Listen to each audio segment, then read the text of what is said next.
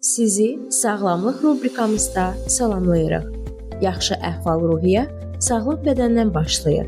Mən Sona sizə kömək edəcək faydalı məsləhətləri bölüşəcəyəm. Müqəddəs kitab deyir, Rəbbin xeyir duası insana sərvət gətirər, daha ona qüssə verməz. Süleymanın məsəlləri 11-22.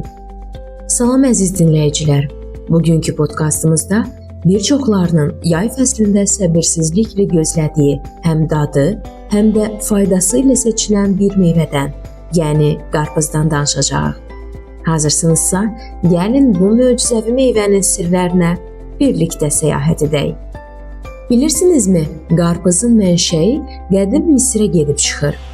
Tarixi mənbələrə görə, qarpız təxminən 5000 il əvvəl Nil çayı vadisində yetişdirilmiş və fironların məzarlarına belə qoyulmuşdur. Bu, onun nə qədər qiymətli sayıldığını göstərir.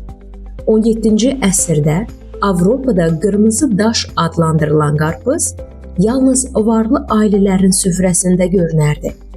O dövrdə onun şirinliyi və su ehtiyatı xüsusilə isti ölkələrdə həyati əhəmiyyət daşıyırdı. Çin və Türkiyə bugün dünyanın ən böyük qarpız istehsalçılarıdır. Azərbaycanda da xüsusilə Səbrabad, Saatlı və İmişli bölgələrində yetişdirilən qarpızlar keyfiyyəti ilə seçilir. İndi isə istəyirəm ki, biz bir yerdə bu gözəl nemətin müsbət və bəzi mənfi xüsusiyyətlərinə nəzər salaq. Birinci müsbət xüsusiyyət ondan ibarətdir ki, qarpız su ilə zəngindir. Qarpızın 90%-dən çoxu sudur. Bu, orqanizmi nəmləndirmək və isti yay günlərində susuzluğu aradan qaldırmaq üçün əla vasitədir. İkinci, o antioksidant qaynağıdır. Xüsusilə likopen adlı maddə ürək-damar sağlamlığını qoruyur, dərini gənc saxlayır və xərçəng riskini azaldır. 3. O vitaminlərlə zəngindir. A, C və B6 vitaminləri ilə zəngin olan qarpız immuniteti gücləndirir və göz sağlamlığını dəstəkləyir. 4. Onun təbii detoks təsiri var. Sidik qovucu təsiri ilə böyrəklərin fəaliyyətinə yardım edir və orqanizmdə yığılan toksinləri çıxarır. Və sonuncu, o həzmə kömək edir. Liflə zəngin olan bu meyvə bağırsaqların fəaliyyətini tənzimləyir. Amma bununla yanaşı bir neçə mənfi xüsusiyyətləri də var. Gəlin onlara baxaq. Birinci, həddindən artıq istehlak şəkəri artırır. Xüsusilə şəkərli diabeti olan insanlar üçün qarpız çox miqdarda qlukoz tərkibli olduğundan ehtiyatla yeyilməlidir. İkinci, soyuq qarpız boğaz ağrısına səbəb ola bilər.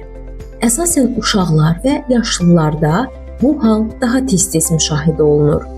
3. Həddindən artıq su itkisi riski var. Sidik qovucu təsiri orqanizmdə elektrolit balansının pozulmasına səbəb ola bilər. Və sonuncu, qaz və şişkinlik yarada bilər. Həssas həzm sistemi olan insanlarda qaz yarada bilər, buna görə də bir balaca ehtiyatlı olmaq lazımdır. Nəticə olaraq, qarpız Rəbbin bizə bəxş etdiyi möhtəşəm nemətlərdən biridir. Həm doyurucu, həm sərinləşdirici, həm də şəfa qaynağıdır. Onun düzgün miqdarda və vaxtında istehlakı insan orqanizmi üçün faydalı təsirlər göstərə bilər. Amma hər nemətdə olduğu kimi ifrata varmaq bu neməti zərərli hala çevirə bilər. Rəbbin xeyir duası düzgün şəkildə qəbul etmək həm ruhumuza, həm də bədənimizə xeyirlidir. Əziz dostlar, bu yayda qarpız yeyərkən sadəcə ləzzəti deyil, onun bizə verdiyi təbii sağlamlıq imkanlarına da şükür edək. Unutmayın, hər nemətdə bir hikmət var. Növbəti podkastımızda görüşənədək sağ olun, sağlam qalın.